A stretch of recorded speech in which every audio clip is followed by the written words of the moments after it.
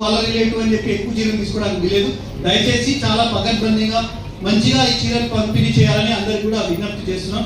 So మన జిల్లాలో bank linkage చూసుకున్నా, వడ్డీ రుణాలు కూడా ఆల్మోస్ట్ 14 కోట్ల వరకు లాస్ట్ 2 సీజన్స్ లో మనం చూసుకున్నాం. అన్నింటిలో కూడా మన జిల్లా మహిళా సంఘాల ఆస్పెక్ట్ లో ముందుంది.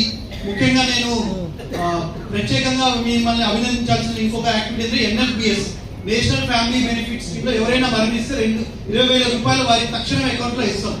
కానీ మన జిల్లా రాష్ట్రంలోనే మొదటి స్థానంలో ఉందంటే డెఫినెట్ గా మీరు అలా చనిపోయిన వ్యక్తుల ఫ్యామిలీ మెంబర్స్ కి గుర్తించడం వల్ల ఇప్పుడు ఆల్మోస్ట్ 1300 ఫ్యామిలీ మెంబర్స్ కి మనం 20,000 రూపాయలు వాళ్ళ అకౌంట్ లో జమ కూడా చేయడం జరిగింది. సో ఇది హైయెస్ట్. వేరే జిల్లాలో 1-2 సింగిల్ డిజిట్ లో ఉన్నాయి, మన జిల్లాలో ఉందంటే డెఫినెట్ గా మహిళా సంఘాలు. మొన్న మాకు వచ్చే నేషనల్ అవార్డు లో కూడా మీరు చేసిన లో కాస్ట్ సోప్ పిక్స్, ఆ వాటర్ యాక్టివిటీస్ ని మీరందరూ కూడా దగ్గర నుండి పర్యవేక్షించడం వల్ల అవన్నీ కూడా జియో ట్యాగ్ చేయడం వల్ల మాకు యూజ్ అయింది. సో ఇలా అన్ని విధాలుగా జిల్లా అభివృద్ధిలో పాల్పంచుకుంటున్న ప్రతి మహిళలందరికీ కూడా ప్రత్యేకంగా ఈ సందర్భంగా శుభాకాంక్షలు, ధన్యవాదాలు తెలుపుతూ, సో ఇందిరమ్మ మహిళా చీరలు అందుకుంటున్న ప్రతి ఒక్కరికి కూడా శుభాకాంక్షలు తెలుపుతున్నాను. ధన్యవాదాలు. చైన్లలో చీరలు కట్టి నేను ఆశ్చర్యపోయేది, ఈ చైన్లలో చీరలు కట్టి ఎందుకు అని నేను అంటే అవి కట్టుకోవడానికి మంచిగా లేవు సార్, అందుకని చైన్లలో కట్టుకున్నామని చెప్పాను. కానీ ఇవాళ రాష్ట్ర వ్యాప్తంగా, తెలంగాణ రాష్ట్ర వ్యాప్తంగా దాదాపు 1 కోటి మంది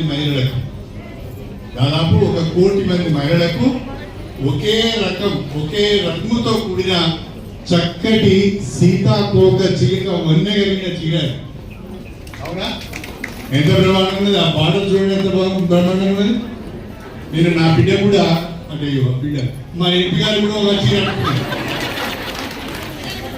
మా ఎంపీ గారు కూడా నాకు కూడా ఈ చీర ఒకటి కావాలని అడుగుతున్నాను. ఎందుకు నేను కూడా మహిళనే కదా, నాకు కూడా చీర కావాలని అడుగుని తీసుకొని పోయి, అంటే అంత బాగా ఆ చీరలు ఉన్నాయి, ఆ కలర్ ఉన్నది. చూడటానికి కూడా ఆ కలర్ చాలా బాగా అనిపిస్తుందని చెప్పిన ఈ సందర్భంగా మీ అందరికీ సవినయంగా తెలియజేస్తున్నాను. తెలంగాణ ప్రభుత్వం ప్రత్యేకించి మన ప్రియతమ ముఖ్యమంత్రి మహిళా సాధికారత కొరకు, మహిళా సంక్షేమం కొరకు పెద్దపీట వేస్తున్నారు.